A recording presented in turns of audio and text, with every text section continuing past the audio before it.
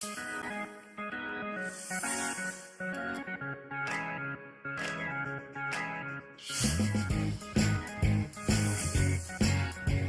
société de consommation évolue et bouleverse nos habitudes. Logement, transport, voyage, épargne. Chaque semaine, Tout compte fait vous dévoile les coulisses d'un monde qui change.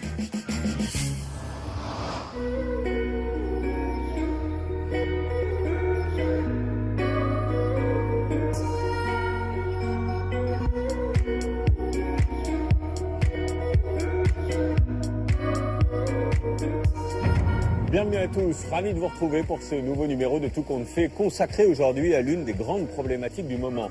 Comment se loger dans de grands espaces sans se ruiner? Eh bien, vous allez voir qu'avec la flambée des prix de l'immobilier, de nouveaux acteurs ont émergé depuis quelques temps, avec des solutions clés en main, hyper attractives. Eh bien, on vous en dévoile aujourd'hui les coulisses.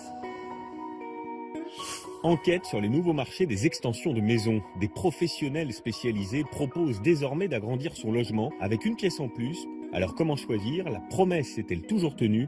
Et y a-t-il des pièges à éviter? Et puis on s'intéressera au phénomène des habitats insolites. Phares, écoles, gares ou églises. Face à la crise du logement, de plus en plus de Français investissent dans des bâtiments bradés par l'État. Mais est-ce vraiment une bonne affaire?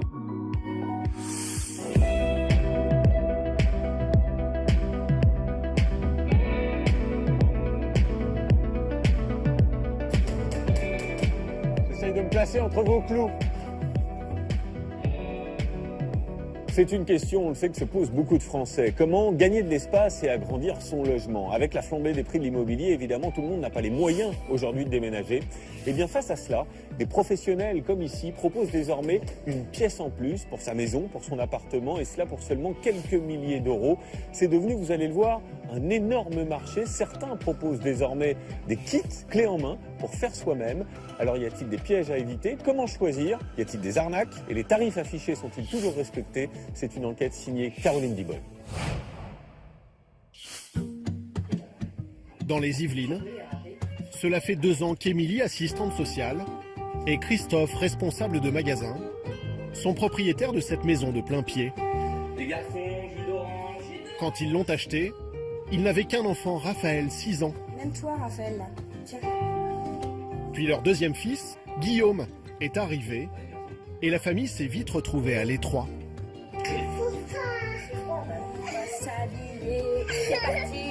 Les 2 garçons ont chacun leur chambre, mais elles sont petites, à peine 10 mètres carrés. Je trouve qu'il manque de place, quoi. Parce que là, il y a encore un petit lit, mais quand il y aura un grand lit, il y aura pas beaucoup de place dans la chambre, c'est sûr.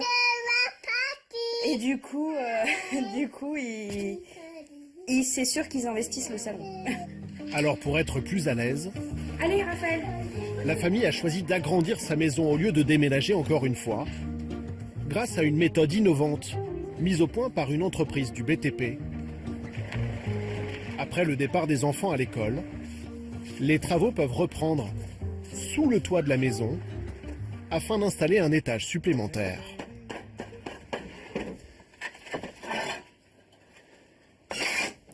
Les ouvriers posent d'abord des poutres en acier pour soutenir la toiture, puis se débarrassent de la charpente d'origine.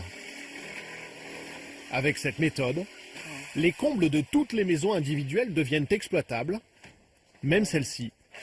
Il existe de l'aménageable et du non aménageable, et là on est sur une charpente non aménageable. Donc c'est là où on intervient, on pose notre procédé pour pouvoir créer cet espace. Une fois la charpente retirée, l'espace libéré atteindra 60 mètres carrés au sol, 30 mètres carrés habitables. Le plancher pourra être posé sur ces poutres en bois. En fin de matinée, le père de famille peut découvrir le résultat en avant-première. Waouh! Alors Oh, changement radical. Ah ouais. Et puis du coup, il y a la hauteur, il y a tout, on va tenir debout sans problème, on va finir la galère. Génial. Ici, il y aura bientôt 2 chambres pour leurs garçons et une deuxième salle de bain. Comment agrandir sa maison sans se ruiner? Avec la crise de l'immobilier, nous sommes toujours plus nombreux à chercher des solutions. Extension au sol ou étage supplémentaire, Quels sont les bons plans pour moins de 20 000 €? Et quels sont les pièges à éviter? La manière la plus économique d'avoir une pièce en plus, c'est encore de la faire soi-même. En Alsace, c'est ce qu'ont fait Marion et Martin il y a 2 ans, alors qu'ils attendaient leur premier enfant. Le résultat, c'est cette extension en bois de 23 mètres carrés, montée dans le prolongement de leur maison. On a une super pièce en plus. Et en plus, on l'a fait nous-mêmes, donc ça, c'est aussi assez gratifiant de dire c'est nous qui l'avons fait, quoi. Enfin, nous, surtout Martin, en fait. Bon, elle était enceinte. Aidé d'une bande de copains bricoleurs, Martin a construit cette extension de ses mains grâce à un kit de 25 panneaux de bois reliés par des poutres. Prix 17 900 €.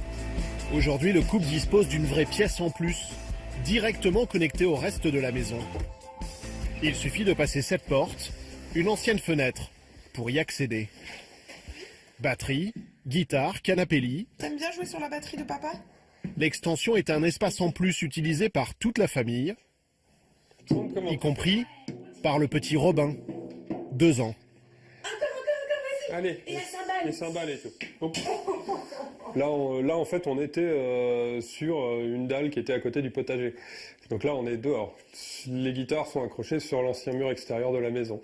C'est totalement naturel. Aujourd'hui, on passe dans cette pièce. On n'a pas du tout l'impression en plus de changer de mur. C'est vrai que de l'extérieur, ça se voit, mais pas du tout de l'intérieur. Cette pièce en plus, c'est aujourd'hui le moyen pour Martin de réaliser son rêve. Répéter à domicile avec son groupe et préparer leur prochain concert. Mais alors, est-il facile de monter soi-même ces extensions en kit? Celui qui les a inventées et brevetées, c'est Frédéric Brandt, ancien technicien dans l'automobile. En 2 ans, il en a déjà vendu une quinzaine et son carnet de commandes est plein pour les 6 prochains mois. Bonjour. Vous allez bien? Ça va et vous? Très bien, très bien. Avec son associé, il a rendez-vous chez le propriétaire de cette maison qui souhaite installer une chambre d'amis sur cette terrasse, au-dessus de son garage. On peut agrandir quasiment jusqu'à la moitié de la terrasse pour faire vraiment une belle surface. Donc du bout jusqu'ici, voilà. Ce qui fait une petite pièce en plus avec une petite pièce d'eau et éventuellement, comme vous nous l'aviez expliqué, encore une belle terrasse pour profiter de l'extérieur. Cette extension en bois, le propriétaire devra bien sûr la construire lui-même, comme Martin le musicien. Donc on est parti vraiment sur ce qui a été expliqué. Mais pour 18 mètres carrés, le devis défie toute concurrence. On est à un peu moins de 14 000 €, donc on est à 13 781 € TTC. Et donc, je vous pose quand même la question, est-ce que c'est un prix qui est juste? Est-ce qu'il y a possibilité commercialement de discuter encore ou... Alors, nous, on est toujours ouvert à la discussion. Après, on peut effectivement négocier le tarif et à ce moment-là, je vous proposerai de signer le devis. La négociation n'ira pas plus loin, mais l'acheteur peut espérer 5% de remise en payant cash. Un prix imbattable pour une pièce en plus, moins de 800 € le mètre carré. Mais l'extension en kit ne bénéficie d'aucune garantie décennale, qui couvre habituellement les dommages survenus après les travaux pendant 10 ans. À partir du moment où vous respectez scrupuleusement ce qui est indiqué dans la notice, à savoir les points de fixation, des choses comme ça, vous ne rencontrerez pas de problème particulier. Mais pour l'instant, le propriétaire n'est pas tout à fait sûr d'y arriver tout seul. Alors l'entreprise a décidé de l'inviter dans son atelier, là où sont fabriqués les kits qu'elle a mis au point. Bonjour, c'est mon père. Allez-y. Frédéric Brandt a prévu une petite démonstration pour rassurer son client.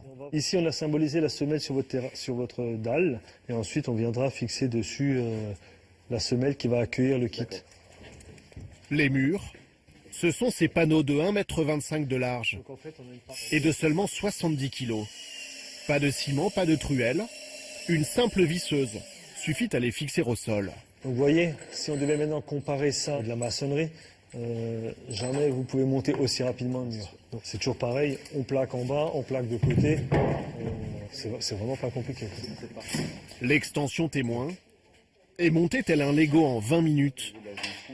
L'ensemble est solidement tenu par ces poutres emboîtées dans des encoches. C'est cette partie-là qui a été brevetée par l'entreprise. Visseuse électrique, personne n'avait envisagé de faire cette entaille et de concevoir les ossatures comme ça. Ça a un double avantage, c'est plus rapide pour fabriquer le mur. Et pour le client, en fait, c'est plus facile parce qu'en levant son mur, le mur est directement fini. Je suis assez étonné parce que ça me paraît plus simple que ce que je pensais en fait. Chaque année, 10 000 extensions en bois sont construites en France. Un chiffre en constante augmentation, mais qui reste inférieur aux 30 000 aménagements de combles, comme chez Émilie et Christophe. Très curieux de savoir ce qui se passe là-haut. Ouais. Après 10 jours de travaux, c'est le jour J. Le couple va enfin découvrir son nouvel étage.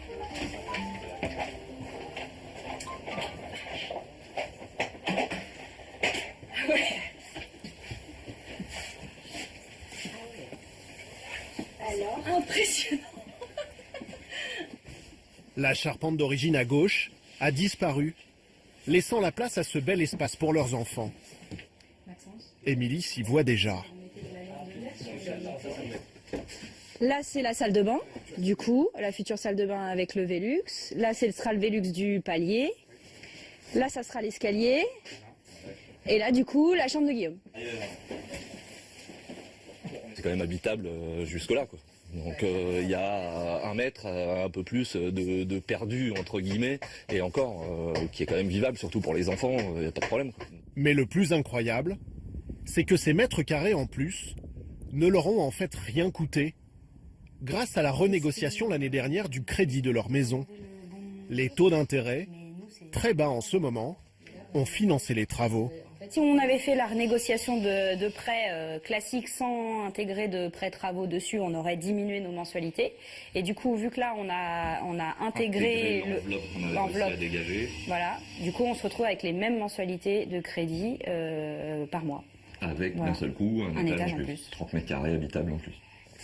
Tarif, 41 000 €, intégralement absorbés par le nouveau crédit, À Marc.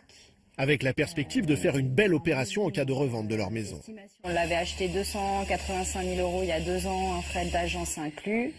Et on pourrait imaginer, avec le prix moyen du mètre carré sur Marc, de faire une plus-value avec les travaux entre 20 et 30 000 € en plus.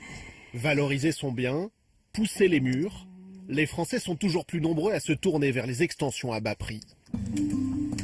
Sur Internet, le marché est en plein boom et commence à attirer des entrepreneurs peu scrupuleux. Les plaintes de clients seraient en augmentation. Dans le Languedoc, à Poussant, ce couple de retraités en a fait l'amère expérience.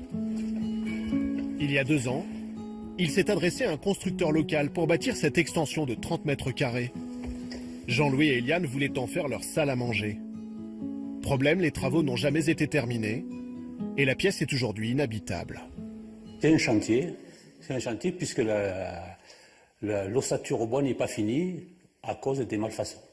Tout ça, là, ça prend l'eau de part en haut. Bon, c'est pas vivable d'avoir, à chaque fois qu'il pleut, ça suinte sur la paroi. Enfin, c'est pas acceptable.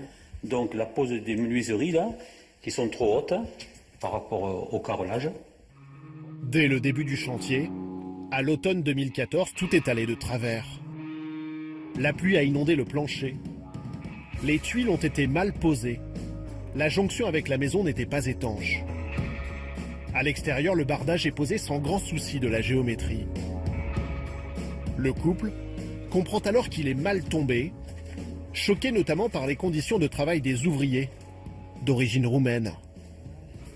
Ils dormaient dans la garrigue, là, dans un sous-sol, là, pas chauffé. Et il n'y avait pas d'eau potable, donc tous les jours, ils partaient avec un jerrycan de 20 litres en eau potable pour pouvoir boire, leur faire leur petit déjeuner, tout ça. Donc ça n'avait pas l'air d'être une entreprise qualifiée, avec le respect du travail. Ah non, pas du tout. Pas du tout. Après 2 mois de travaux, Jean-Louis décide de tout arrêter, alors qu'il a déjà payé la quasi-totalité de la facture de 26 000 €. Seul espoir du couple désormais, une médiation engagée avec l'entrepreneur, à laquelle participe cet expert judiciaire. Voilà, donc la construction. Objectif, récupérer l'argent pour reconstruire une nouvelle extension, habitable cette fois. La solution la plus facile, ce serait de tout démonter, de repartir depuis le bas avec une construction conforme. Tout ce marché-là naissant attire des entrepreneurs beaucoup moins scrupuleux qui ne connaissent pas trop la construction de bois. Et ce n'est pas un cas isolé, malheureusement. Cet expert intervient sur 3 histoires similaires dans la région. Pour éviter une telle mésaventure, il conseille de se méfier des devis anormalement bas et de visiter d'autres extensions déjà réalisées par l'entreprise. Pas de quoi pourtant ralentir un secteur qui s'est déjà trouvé un autre débouché, dans les villes cette fois.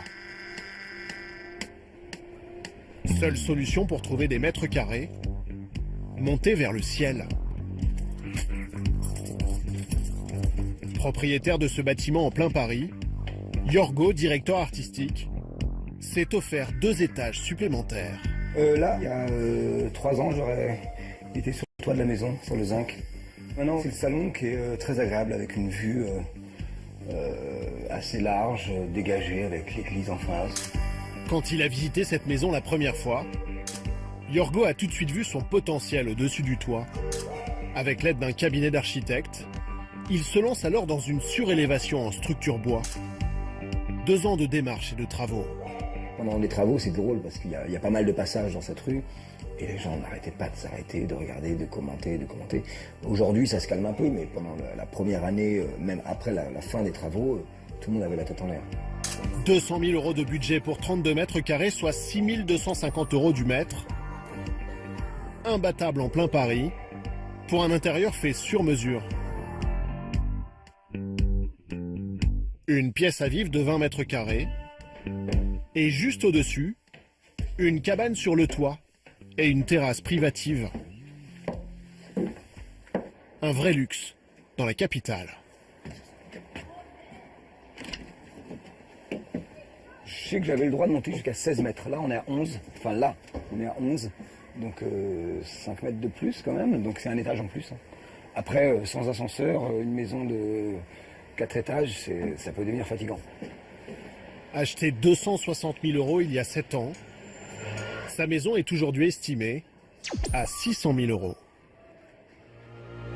Construire sur le toit, une solution d'avenir à Paris où 10% des immeubles peuvent gagner un ou plusieurs étages. Des dents creuses qui valent de l'or pour les professionnels de l'immobilier, comme Michael Fauvel. Ce promoteur spécialisé réalise actuellement 5 surélévations d'immeubles dans la capitale. Avec Armel, son architecte à roulettes, ils partent ce matin à la chasse aux dents creuses. Salut Armel. Ça va ? Ça va ? Alors ?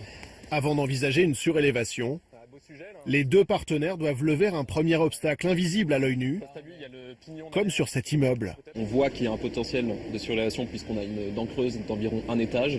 Il faut en revanche qu'on vérifie ce qu'il y a de l'autre côté. Ouais. Bah là on voit bien, il y a bien la dent creuse présente. En revanche, voilà, est-ce que tu peux passer de l'autre côté? Voilà.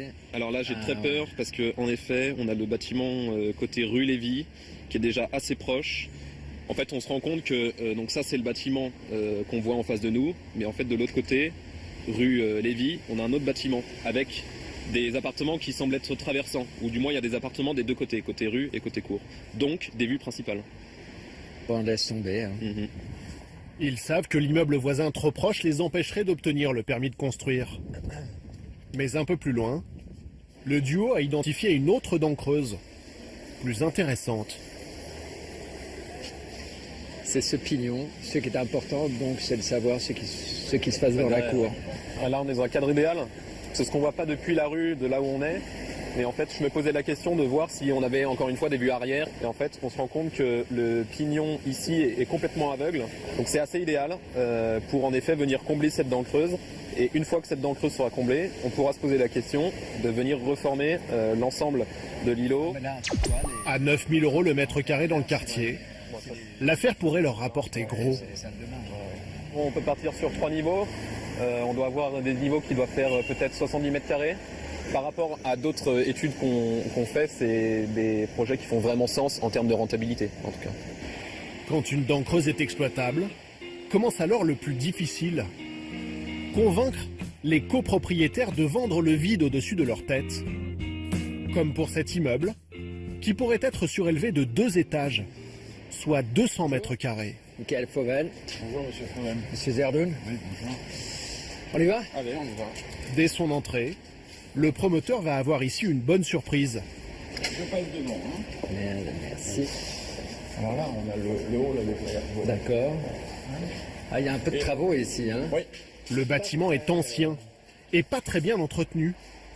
Les propriétaires pourraient donc être tentés par sa proposition pour lui donner un coup de neuf. D'autant que dans les étages aussi, il y a des travaux à faire sur les parties communes. Non, on a refait les fenêtres, on a refait les boîtes aux lettres, chaque année on en fait un petit peu pour pouvoir entretenir cette copropriété, bien évidemment. On ne peut pas tout faire à la même année. Mais c'est un peu l'avantage de la surélévation, c'est que on donne de l'argent aux copropriétaires, notamment pour faire les travaux. Le promoteur est également prêt à faire un autre investissement, plutôt intéressant pour les habitants. Oui, ils sont plus utilisés. On cherche l'endroit pour mettre l'ascenseur, et donc là, il y a une possibilité. C'est un deal aussi avec les copropriétaires, c'est-à-dire qu'on finance l'ascenseur, et c'est donc une plus-value pour l'immeuble. 120 000 € de budget, plus une somme d'argent versée directement à la copropriété par le promoteur, afin d'obtenir le droit à construire des 2 étages supplémentaires. C'est simple, on fait une proposition, donc imaginez 200 000 €, Monsieur Zerdoun, ou 300, et après... Et après, cette somme est donc partagée au millième. Je vais vous laisser passer, allez-y. La négociation ne fait que commencer. Pour exploiter la dent creuse, le promoteur devra convaincre la majorité des 20 copropriétaires. Il faut que tout le monde puisse y trouver un intérêt.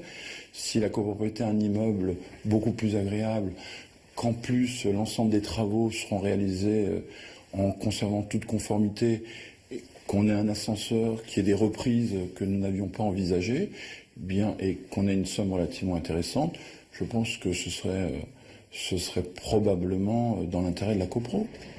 Les espèces sonnantes et trébuchantes de Michael Fauvel semblent déjà porter leurs fruits. En exploitant cette dent creuse, il peut espérer réaliser un bénéfice de 350 000 €.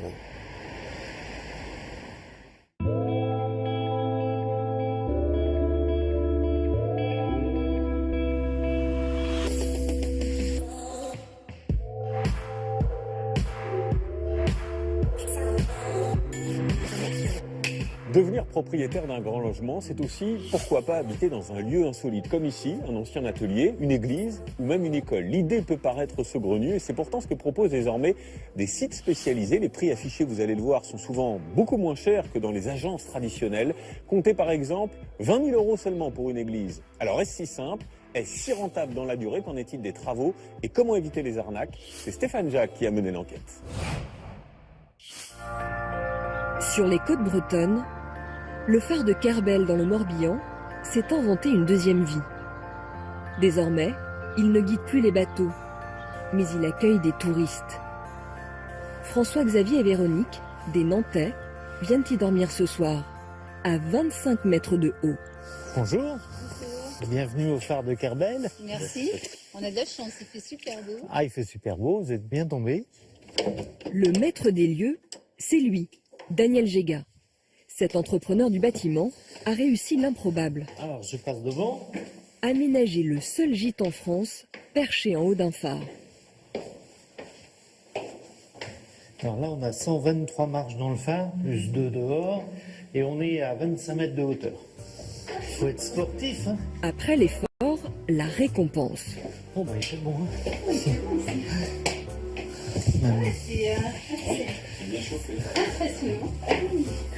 C'est très bien aménagé. Ah voilà la petite kitchenette. Et la salle de bain.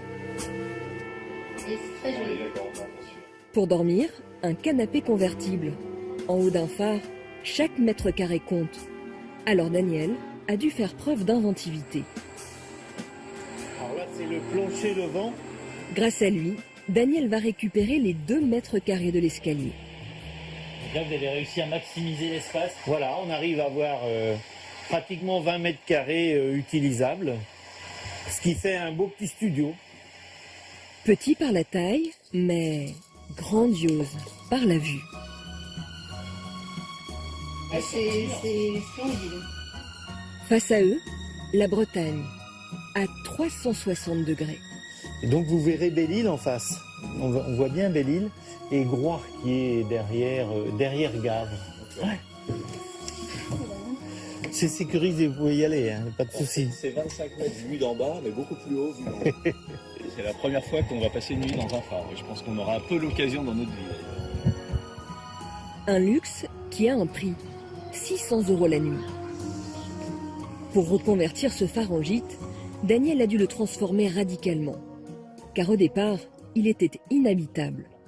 C'est-à-dire que ça, c'est ce qui était là-haut avant. C'est ce qui était là-haut avant. Cette ancienne tour à feu constituait le sommet du phare. De là sortait la lumière qui guidait les navires. On l'a transformé en sauna. Pour évacuer ces 6 tonnes de béton, il a fallu une grue. Daniel a ensuite fait construire une nouvelle coupole 3 fois plus large.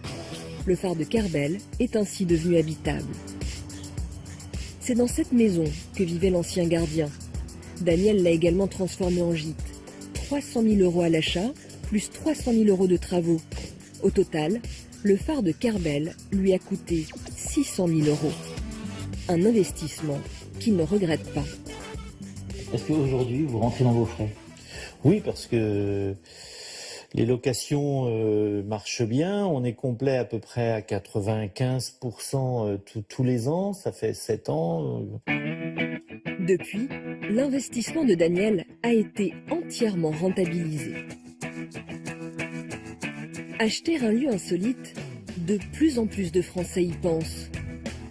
Phare, château d'eau, école, poste et même église.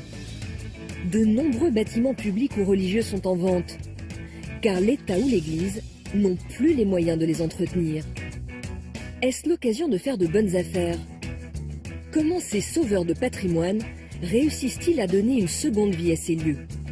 Et quelles sont les mauvaises surprises qui les attendent parfois? Châtellerault, dans les Côtes-d'Armor. Désormais, telle une vraie Bretonne, je vais vous prendre un chou, s'il vous plaît. Caroline a pris l'habitude d'acheter du chou. Merci. Pourtant, la majeure partie de sa vie, Caroline l'a passée dans le Nord. À 54 ans, si elle a tout quitté pour la Bretagne, c'est pour emménager dans un lieu pour le moins hors du commun. Alors ici, nous sommes à l'école, l'ancienne école de Châtellerault. Je vis ici, j'habite à l'école. Ça va, regarde, j'ai trouvé ça au marché. Depuis 3 ans, Caroline et son mari, Marc, vivent dans l'école du village. C'est Marc qui a eu l'idée. Car une fois la retraite venue, Caroline, ancienne institutrice, a eu bien du mal à décrocher. L'école, ça a été ma vie. J'y ai grandi, j'ai enseigné et j'avais pas envie de quitter l'école. Alors, pour que Caroline retrouve le sourire, il y a 5 ans, le couple a pris la décision d'acheter une école. Et donc, on s'y est mis. Alors, Caroline par passion de l'école et moi par passion de Caroline. Dans cette école, construite il y a 120 ans, le couple a tenu à préserver l'authenticité des lieux. On voit bien l'escalier, il est d'époque, donc il a été usé par les marches des enfants. Ici, donc, il y avait des porte-manteaux. Nous avons remis des porte-manteaux pour garder l'esprit de l'école. À l'étage, en plus de leur propre chambre, Caroline et Marc ont aménagé 5 chambres d'hôtes.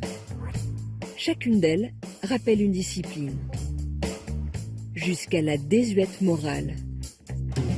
Et on y trouve des objets devenus collector. Alors ça, c'est le martinet. À l'époque, c'était l'outil indispensable à la discipline, malheureusement. Petite salle de bain. Là, j'ai gardé, mais ça, c'est le côté fun, un petit bureau d'écolier. Et puis, on a mis également les verres à dents, le verre de la cantine. Comme ça, il y a un numéro dans le fond et on sait quel âge on a. Impossible ici d'oublier où l'on se trouve. Pour moi, c'est du bonheur. Ça, c'est évident. Oui, ça renvoie à l'enfance, donc on a de temps en temps des petits flashs, des petits souvenirs de l'école qu'on a vécu nous-mêmes. Le rêve d'habiter dans une école, Caroline a pu se l'offrir car le prix de l'établissement défiait toute concurrence. 95 000 €. Mais comme souvent avec les lieux insolites, il y avait une contrepartie. Le couple a dû se retrousser les manches. Ça, c'est l'état de l'école dans lequel on l'a trouvé pendant la première visite. Un capharnaüm insalubre et de lourds travaux en perspective. Moi, j'étais catastrophé. J'ai dit à Caroline, c'est pas possible de faire quoi que ce soit ici. Et Caroline m'a dit, bah voilà, tu me casses mon rêve, ça va pas. Et je lui ai dit, bon bah écoute, on va le faire. Marc et Caroline n'avaient pas les moyens d'embaucher des entrepreneurs. Alors, ils ont tout fait eux-mêmes. À vrai dire, surtout Caroline. J'ai toujours bricolé beaucoup, mais là, je me suis lancée dans quelque chose d'énorme. Du placo, j'avais jamais posé de placo, ni vraiment fait d'électricité. Mais j'ai continué, j'ai tenu bon. Je crois que c'est ça. Quand on a un projet, rien ne peut nous arrêter. Au total, les travaux ont duré 2 ans et coûté 250 000 €. Aujourd'hui, leur maison-école vaudrait plus de 700 000 €. 7 fois le prix de départ. À notre santé. À l'école. À la récréation. Et au projet un peu fou quand même. Investir dans un lieu insolite peut devenir une formidable opportunité. Mais plus que tout, c'est une expérience riche en émotions et en créativité qui permet souvent de réinventer sa vie. Tourcoing, dans le nord de la France. Depuis plus de 15 ans, l'église Saint-Louis était à l'abandon, promise à la destruction. Sylvanie O'Haraud, un artisan de 37 ans, a alors décidé d'y habiter. Il n'est pas croyant, simplement passionné d'histoire et de belles pierres. C'est un peu elle qui m'est tombée dessus. Et puis une aventure de vie qui commence comme ça, avec un coup de cœur, on m'a dit un coup de folie. La cuisine est la première pièce qu'il a aménagée. Elle se situe dans la nef latérale de l'église. C'est aussi dans cet espace que Sylvanie a installé ses appartements privés. Donc voilà la chambre. Donc la salle de bain. Voilà, fait avec des matériaux bruts, toujours du bois de charpente, des ardoises de toiture, voilà, de l'ardoise, du zinc.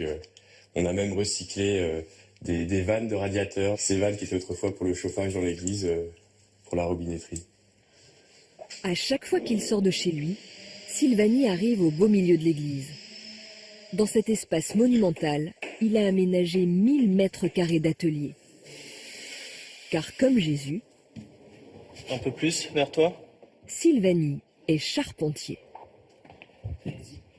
On avait besoin d'un lieu de travail, d'un espace où évoluer et en même temps souhaiter d'avoir un lieu qu'on pourrait valoriser avec notre travail. Pour fabriquer ses charpentes, Sylvanie avait besoin d'un lieu aux proportions exceptionnelles. Avec 25 mètres de hauteur, l'église était idéale. Ici, ces 20 salariés peuvent réaliser d'imposantes structures. Aujourd'hui, une charpente de ferme. Sylvanie a racheté ce bâtiment à la commune pour une bouchée de pain, 20 000 €. Comme souvent avec les lieux insolites, les travaux ont été colossaux. Il a dû refaire la toiture, couler une dalle de béton et aménager son futur logement à l'étage. Plus d'1 million d'euros de travaux en 5 ans. Mais un patrimoine sauvé. Et bientôt, pour Sylvanie, peut-être un retour sur investissement. Grâce à cet architecte. Salut Maxime. Ça va bien? Ça va. D'ici 2 ans, Sylvanie a prévu de déménager son atelier pour accueillir ici du public. Son architecte a déjà dessiné tous les plans.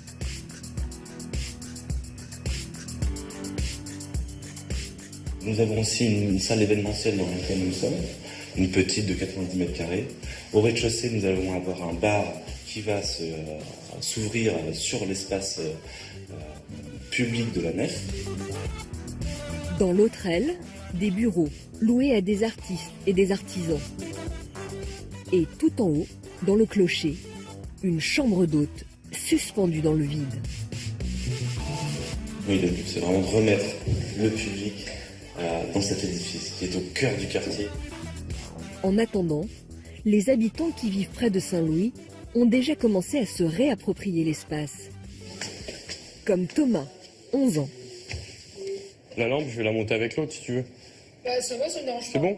Ok. Il vient ici une fois par semaine pour son plus grand bonheur.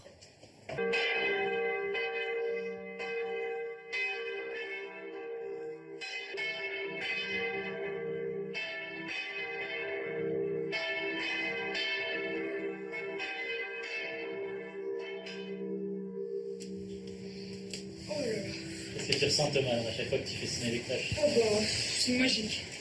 Magique, on va dire sensationnel, extraordinaire. La première fois qu'on les a sonnés, les habitants du quartier, il y a une dame qui a pleuré. On ne pensait plus jamais les entendre. J'ai eu un message même de l'épicier qui faisait sa sieste, qui me dit « Ah, qui m'a réveillé, c'est magnifique !» Redonner vie au patrimoine est souvent une motivation pour ceux qui se lancent dans l'acquisition d'un lieu insolite. Sur ce nouveau marché, les églises arrivent en bonne place. Diocèses et communes n'arrivent plus à faire face aux frais d'entretien. Plus de 5000 édifices religieux devraient ainsi être mis en vente dans les 10 prochaines années. De quoi susciter de nouvelles vocations. Patrick Bess est agent immobilier. Depuis 4 ans, il s'est spécialisé dans la vente de biens religieux. Ce jour-là, il a rendez-vous en Touraine, à Bourgueil, pour expertiser un lieu exceptionnel.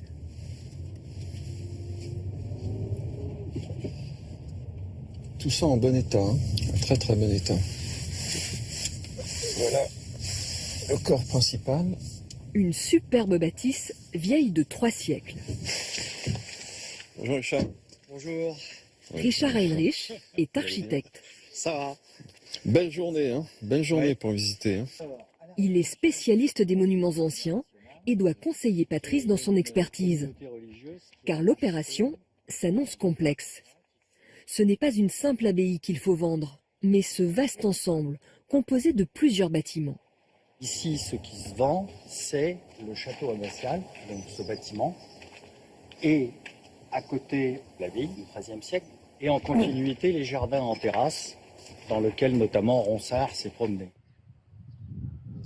C'est cette religieuse qui doit s'occuper de la vente pour sa communauté. Donc, sœur Hélène, bonjour ma sœur. Qui est la responsable du site et qu'il connaît très très bien. Le bien est sur le marché depuis 2 ans, mais ne trouve pas preneur. C'est ce qui a poussé cette sœur à appeler ses spécialistes du patrimoine à la rescousse. Depuis près de 2 siècles, des religieuses vivaient ici. Mais au fil du temps, la communauté s'est réduite. En 2011, il n'y avait plus que 30 sœurs. Elles dormaient toutes dans ce bâtiment, à l'étage. Vous avez bien raison. Je couchais par ici, là. Il y avait la maîtresse des novices ici, et puis nous à côté. Et ici, il y avait plein de lavabos. Sœur Hélène a vécu ici pendant 39 ans. Elle connaît chaque recoin de ses 88 pièces. Vous voyez, quand même du salpêtre. Aujourd'hui, elle se désole de voir que l'édifice se détériore. Pourtant, les sœurs déboursent chaque mois des milliers d'euros en entretien et en charge. Ça me coûte à l'année, 50 000 euros ou Non, plus que ça. Le chauffage irait déjà pour presque 38 000. Ah oui, Sur non. l'ensemble. Oui, sur l'ensemble, c'est y compris dans le bâtiment. Les sœurs ne parviennent plus à assumer. Le seul choix réaliste consiste à vendre. Mise à prix du site, avec ses 3 hectares de jardin, 1 250 000 euros. Attention aux démarches. Pour cette somme, le futur acquéreur disposera aussi d'une chapelle. Mais auparavant, il faudra désacraliser les lieux. Quand on désacralise, on retire tous les objets de culte qui garnissent le lieu. C'est une décision de l'évêque, confortée par le Vatican. Et du coup, on enlève toutes les reliques, parce que nous avons encore les reliques de Saint-Martin sous l'autel. Dans cette chapelle, l'agent immobilier imagine une salle d'exposition. Dans le couvent et ses dépendances, un complexe culturel. Et pourquoi pas, quelques appartements. Il est donc convaincu qu'il faut vendre par lot. L'idée de diviser un lieu comme ça, c'est une idée qui s'impose naturellement. Il faut arriver à le diviser sans lui faire perdre son âme. C'est vrai qu'au départ, moi j'étais pour vendre l'ensemble. Mais on voit bien que c'est pas possible. La seule chose qui importe à présent pour cette sœur est de vendre rapidement. Merci de votre accueil, ma sœur. Voilà, merci. À très bientôt. De vous connaître. Merci, ma sœur, à bientôt. Depuis que le site est proposé en différents lots, 2 acheteurs se sont déjà montrés intéressés.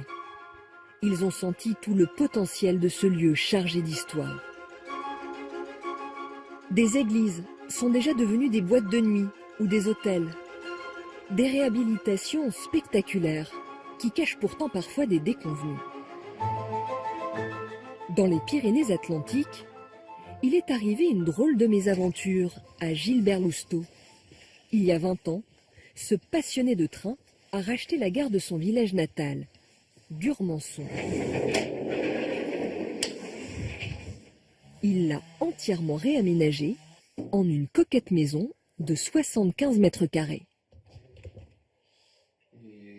Plus que tout, cet ancien cheminot est attaché à l'âme du lieu. C'était l'entrée de la salle n'est pas perdue. On rentrait par cette porte et là il y avait le guichet. La dame elle sortait de sa bâtisse pour venir vendre les billets là. Ça c'est la mamie qui habitait là. La dernière qui a habité 35 ans ici et elle poussait les barrières. Gilbert a acheté la gare à la SNCF 35 000 euros. Mais il a réalisé pour 70 000 euros de travaux. Une bonne affaire malgré tout, car désormais, il coule une retraite paisible.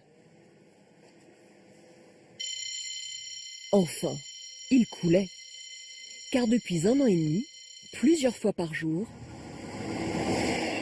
ce train express régional passe devant ses fenêtres. Une vraie nuisance et un stress. Elle était fermée depuis combien de temps, cette ligne? Eh bien, la ligne depuis 1970. Ça fait 46 ans que le train ne roulait plus dessus, quoi. Quand vous l'avez acheté, vous pensez que ça allait réouvrir ou pas? Et pourquoi? Non, je pensais pas que ça allait rouvrir, non, du tout. Gilbert a dû s'accommoder de la remise en service de la ligne et entreprendre des travaux d'aménagement. Budget 6 000 euros, financé par la SNCF. L'entrée était ici, de l'ancienne gare, et moi j'avais installé le portail là. On a dû aménager, mettre le portail de ce côté pour pouvoir me faire l'entrée de la maison. Impossible pour Gilbert de se retourner contre la SNCF qui avait pris soin de se protéger. Dans l'acte de vente, elle s'était assurée la liberté de rouvrir un jour la ligne. Les choses étaient claires quand je suis passé chez le notaire. Non, j'étais prévenu, moi, pour les limites, les distances, laisser rentrer les agents pour travailler si possible, quoi. On ne peut pas contester. L'ancien cheminot s'est fait une raison, d'autant qu'il adore les trains. Mais lorsqu'on décide d'habiter un lieu insolite, mieux vaut savoir que ce ne sera jamais un endroit comme les autres. Pour le meilleur et pour le pire.